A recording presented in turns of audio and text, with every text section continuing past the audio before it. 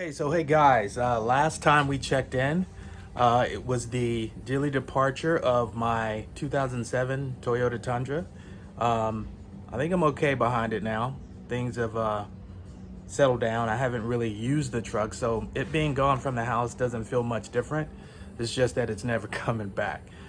In that video, I kind of alluded to something going on with this here fella. So the update right now is Operation Stator Repair. And it's not really a repair as much as it's a replacement.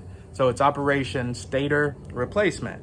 And while I was looking into that, I started checking the rectifier and seeing what that looked like. So I ended up ordering a new one, and I'll show you why. And the new stator is slated to come in a couple of days, but I wanted to go ahead and get ahead of this, start breaking it down, and then just kind of tackle this thing as quickly, smoothly as possible.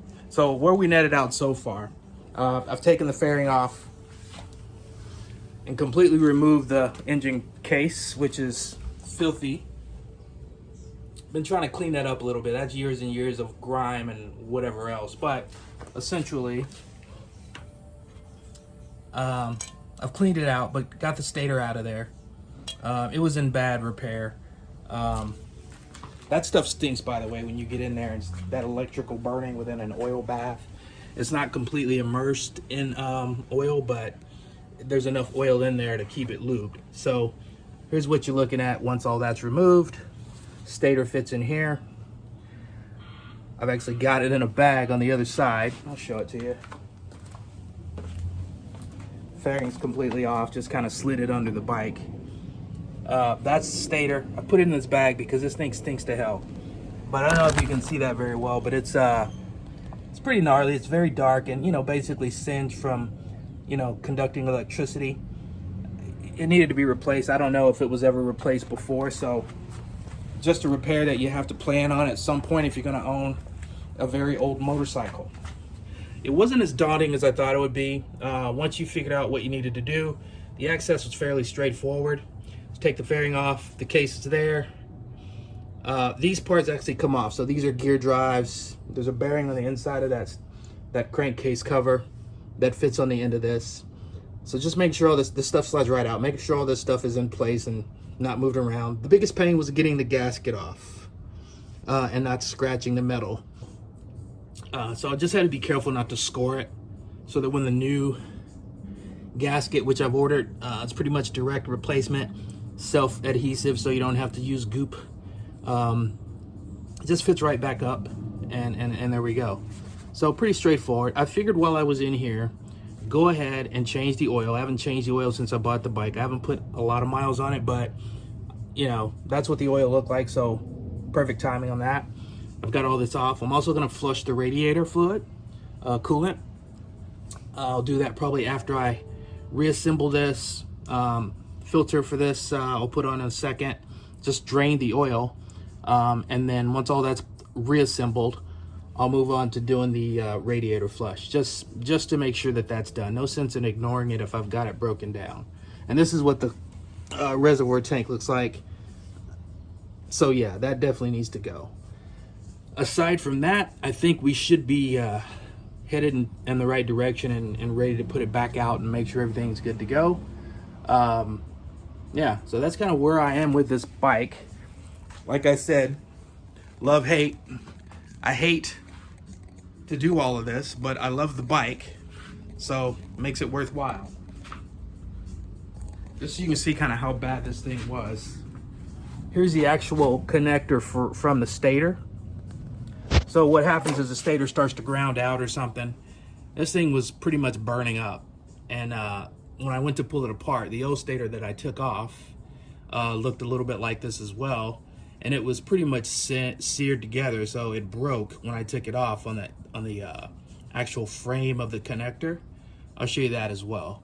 And then why I decided that even though the stator didn't register poorly when I did the test to see if it was conducting properly, it did, but because it was connected to this, the connector on the other side of this that attaches to the rectifier, did I just say stator? I apologize. The rectifier connecting to this was also burned. So I'm just gonna replace everything. This is a new one. direct fit. Everything goes right up.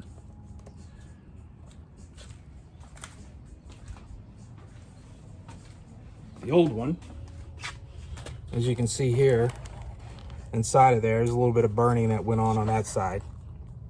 And I also noticed that the wiring over here, these wires are supposed to be bright yellow. That one's not so bright. Basically, it looks like a